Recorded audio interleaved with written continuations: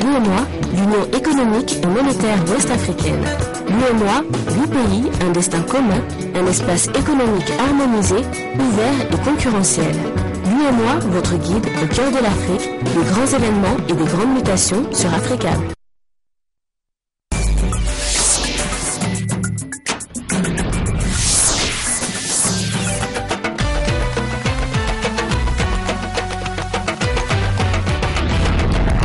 Nouvelle édition sur Africable Télévision. Bienvenue, voici les titres de ce journal. Uhuru Kenyatta est désormais le nouveau président du Kenya. Il est arrivé en tête de l'élection présidentielle avec 50,7% de voix, loin devant son rival Raila Odinga, qui conteste les résultats. À 51 ans, Uhuru Kenyatta est le 4e président du Kenya depuis son indépendance.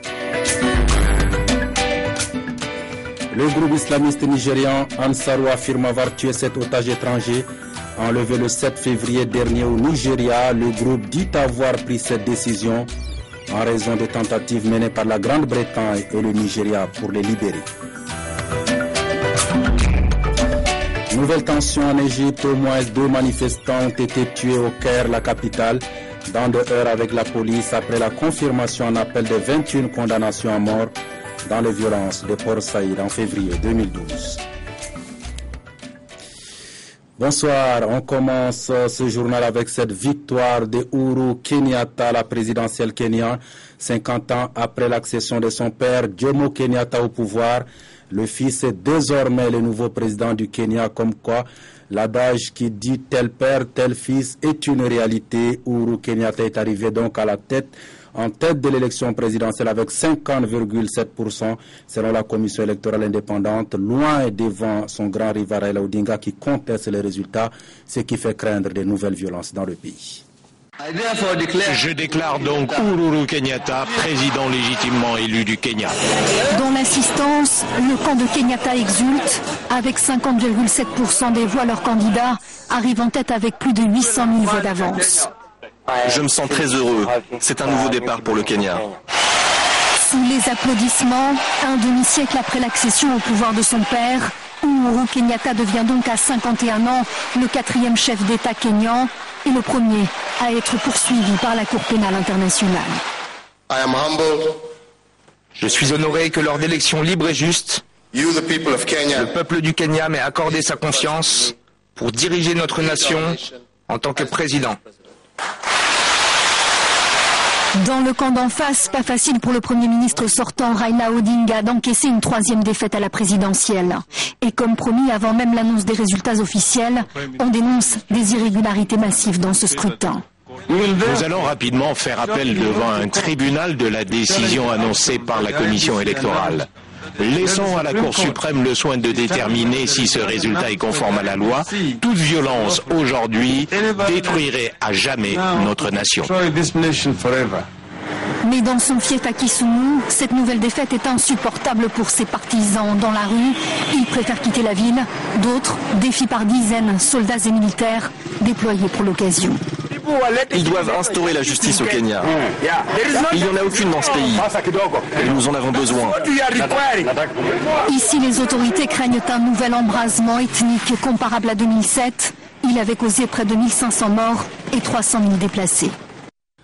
Autre titre de l'actualité, ces nouvelles violences en Égypte. Au moins 2 manifestants ont été tués au Caire dans le heurt avec la police. À l'origine de ces nouvelles violences, la confirmation par la justice ce samedi de la peine de mort pour les 21 personnes accusées de violences meurtrières de Port Saïd. C'était en février 2012. Un à un, le juge égrène leur nom. Les 21 supporters de football ont vu leur condamnation à la peine capitale confirmée. Je prononce la peine de mort par pendaison. Un jugement retransmis en direct à la télévision égyptienne. À Port Saïd, là où le drame a eu lieu, ces hommes contestent cette condamnation. C'est injuste, c'est ce que les frères musulmans voulaient. C'est ce que le gouvernement voulait. Ce verdict est politique et favorise les fans du Caire au détriment de ceux de Port Saïd. L'année dernière, 74 personnes avaient été tuées lors d'émeutes déclenchées à la fin d'une rencontre de football entre l'équipe Kairat d'El Ali et la sélection Al Masry de Port Saïd. Depuis le prononcé du verdict le 26 janvier dernier, des violences éclatent régulièrement à Port Saïd. Cette semaine, au moins 8 personnes ont été tuées, dont 3 policiers. Au Caire, devant la cour de justice ce samedi, l'accueil du jugement est mitigé. L'homme qui a éteint les lumières du stade ne devrait pas être pendu une seule fois, mais 72 fois. Je pense que la perpétuité n'est pas assez pour les policiers qui ont été laxistes au moment des faits. Mais nous ne pouvons pas émettre d'avis là-dessus. Seuls les juges détiennent les documents officiels. Peu après la lecture du jugement, ces bâtiments ont été incendiés. Ils appartiennent à un club de la police de la capitale. Cette information à présent, le groupe islamiste nigérian Ansarou affirme avoir tué 7 otages étrangers enlevés le 7 février dernier au Nigeria. Information donnée par le site des services de surveillance des sites islamistes. Il s'agit des ressortissants grecs, libanais, italiens, philippins et britanniques. Dans un communiqué, le groupe islamiste dit avoir décidé de les exécuter en raison des tentatives menées par la Grande-Bretagne et le Nigeria pour leur porter secours. Il y a un instant, les 21 observateurs philippins de l'ONU détenus en Syrie sont libres. Ils sont désormais en territoire jordanien. Une libération obtenue visiblement à la faveur d'une trêve accordée par le régime du président Bachar al-Assad. Les 21 observateurs avaient été pris en otage mercredi dernier par la brigade des martyrs de Yarouk, un groupe des rebelles syriens. Sur cette vidéo, les observateurs de l'ONU capturés mercredi dernier en Syrie, transférés ce samedi à la frontière jordanienne, ils ont été remis aux autorités du pays. Ils sont tous en bonne santé et sont arrivés en Jordanie. Les négociations ont été longues et difficiles. Je voudrais remercier l'armée syrienne qui a accepté le cessez-le-feu dans cette région. C'est dans cette zone démilitarisée du Golan que les 21 observateurs de l'ONU ont été kidnappés par le groupe rebelle, la brigade des martyrs de Yarmouk. Vendredi, une première tentative de libération a échoué.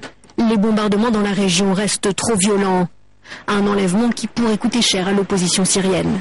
Le fait de détenir des personnes qui n'ont rien à voir avec le conflit peut être considéré comme un crime de guerre.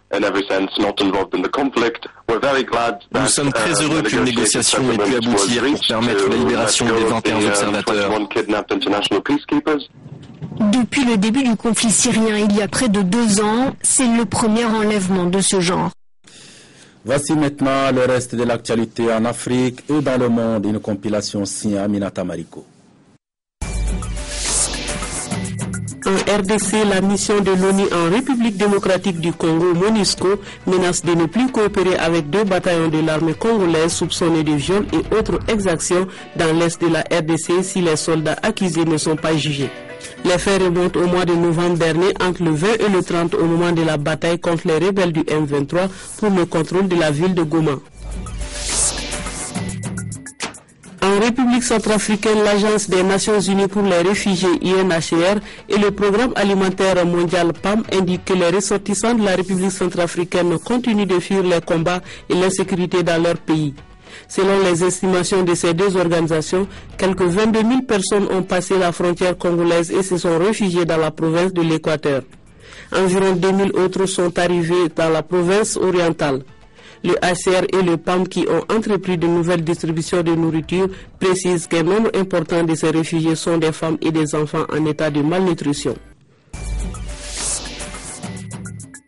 Afrique du Sud, l'ancien président Nelson Mandela a été hospitalisé pour des examens médicaux, a annoncé ce samedi la présidence sud-africaine.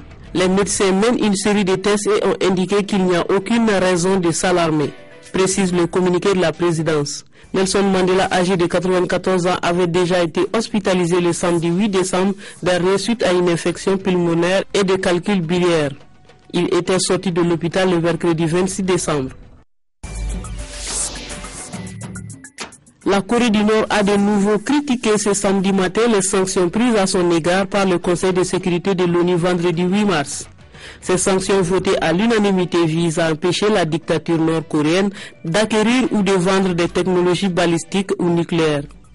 Mais en dépit de cette hausse préoccupante des tensions depuis plusieurs jours, la coopération industrielle entre les 2 Corées continue de fonctionner. Retour sur la célébration hier 8 mars de la Journée internationale de la femme. On va s'intéresser d'abord à la femme rurale à travers ce congrès international qui lui est dédié. C'était hier à Rabat au Maroc. La cérémonie était présidée par la princesse Lala Salma. La femme au cœur du développement rural, un film qui met à l'honneur des femmes économiquement et socialement autonomes. Ce film a été projeté à ce congrès international inauguré par son Altesse Royale, Lalla Mariam Rabat. La projection a été suivie de la signature de 6 conventions, dont une entre l'ONU Femmes et l'Union nationale des femmes du Maroc que préside la princesse. Grâce à cette convention, nous allons pouvoir appuyer l'Union nationale pour renforcer les capacités des femmes, assurer une assistance psychologique, du conseil juridique, à permettre aux femmes de prendre connaissance de leurs droits, de les faire prévaloir et d'améliorer leur accès à la justice. Et l'autonomie des femmes et l'égalité des sexes passent naturellement par l'outil juridique. Le ministre de la Justice et des Libertés a signé une convention avec l'Union nationale des femmes du Maroc relative à des programmes de sensibilisation sur les droits de la femme. Les autres conventions signées concernent notamment le domaine agricole et la formation professionnelle. Nous sommes en partenariat avec l'UNFM sur un certain nombre de centres de formation qu'elle dirige. Qui sont orientés vers les jeunes femmes issues du quartier cible de l'INDH, de l'Initiative nationale de développement humain. Et donc elle porte sur un certain nombre de métiers qui sont enseignés à ces jeunes femmes. 63 pays et 20 organisations internationales participent pendant 3 jours à ce congrès international. Son Altesse Royale Lalla Mariam a inauguré l'exposition des produits du terroir des coopératives agricoles féminines. Les coopératives qui restent le symbole que même en milieu rural, les femmes sont de puissants vecteurs de changement. À présent, voici la femme africaine célébrée à travers le concert géant Jumbo Africable Télévision initié à l'occasion du 8 mars. Une manière de rendre hommage à la femme, cet être que les poètes appellent affectueusement la mère de l'humanité. C'était hier à la Maison du Peuple à Ouagadougou, Burkina Faso, en présence de plusieurs artistes de renommée internationale, mais également en présence de nos équipes sur place. Concert et le couronnement de plus de 72 heures d'activité pour la relance du bouillon Jumbo au Burkina Faso. Véritable cadeau de 8 mars, la scène de la Maison du Peuple a vu de grands noms de la musique africaine déballer leur talent pour le grand plaisir de ces dames qui n'attendaient que cela. L'histoire retiendra donc qu'un certain 8 mars 2013, des artistes comme Desaltino, Makouyaté, Sekouba Bambino ont communié avec les femmes burkinabés. Voilà, c'est la fin de ce journal. Merci de l'avoir suivi. Demain, 19h, le débat du dimanche avec Sekou Tangara. Et moi, juste après, pour la grande édition du soir. Excellent week-end à toutes et à tous.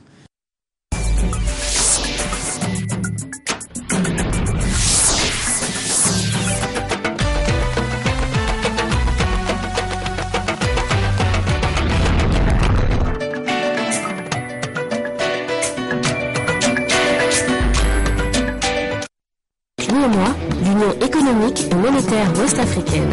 L'UEMOA, 8 pays, un destin commun, un espace économique harmonisé, ouvert et concurrentiel. L'UEMOA, votre guide au cœur de l'Afrique, des grands événements et des grandes mutations sur Africa.